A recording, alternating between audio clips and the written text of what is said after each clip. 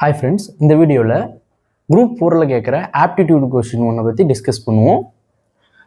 என்ன கொஸ்டின்னு பார்த்தீங்கன்னா, ஹம்பிள் என்பதை EHL UBM என குறியிடப்பட்டால் எஜுகேஷன் என்பதன் குறியீடு என்ன? ஹம்பிள் என்றதை வந்து EHL UBM அப்படின்னு குறியிடுறாங்க. அப்போ எஜுகேஷனை எப்படி குறியிடுவாங்க அப்படின்னு கேட்டிருக்காங்க. 4 ஆப்ஷன்ஸ் கொடுத்துருக்காங்க. இப்போ இந்த கொஸ்டின் எப்படி சால்வ் பண்ணணும்னு பார்த்தீங்கன்னா, நம்ம வந்து ஹம்பிள் எழுதிக்கிறோம். ஃபஸ்ட்டு ஹம்பிள் HUMBLE ஹம்பிள் எழுதிட்டோம்.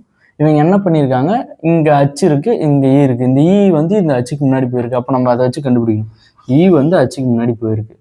அப்போது இங்கே யூ இருக்குது, இங்கே எல் இருக்குது. அப்போ இந்த எல் வந்து யூக்கு முன்னாடி போயிருக்கு. ஓகேங்களா? அப்போ எல் யூ முன்னாடி போயிருக்கு. அப்போ பி எம்முக்கு முன்னாடி போயிருக்கு. அதனால தான் இது வந்து EHL UBMனு வந்துருக்கு. இதே மாதிரி நம்ம எஜுகேஷனுக்கு அப்ளை பண்ணணும். எஜுகேஷன் முதல்ல எழுதிப்போம். EDUCATION எஜுகேஷன் அப்படின்னு இருக்குது.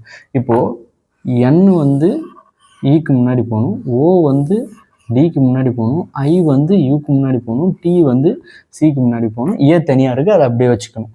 இப்போது N அதுக்கடுத்து E, O, D, O முன்னாடி வரணும், D அடுத்து I, அதுக்கப்புறம் U, T, அதுக்கப்புறம் சி, ஏ தனியாக இருக்குது, அதை கடைசியாக போட்டுருங்க. அப்போது NEODIUTCA NEODIUTCA அது எந்த ஆப்ஷனில் இருக்குதுன்னு பார்த்தீங்கன்னா டி ஆப்ஷனில் தான் இருக்குது. அப்போது இதுதான் கரெக்டான ஆன்சர். தேங்க்ஸ் ஃபார் வாட்சிங். இந்தமாதிரி காம்படிட்டிவ் எக்ஸாம்ஸ் ரிலேட்டட் வீடியோஸ்க்கு காம்படிட்டிவ் எக்ஸாம் தமிழை சப்ஸ்கிரைப் பண்ணிக்கோங்க.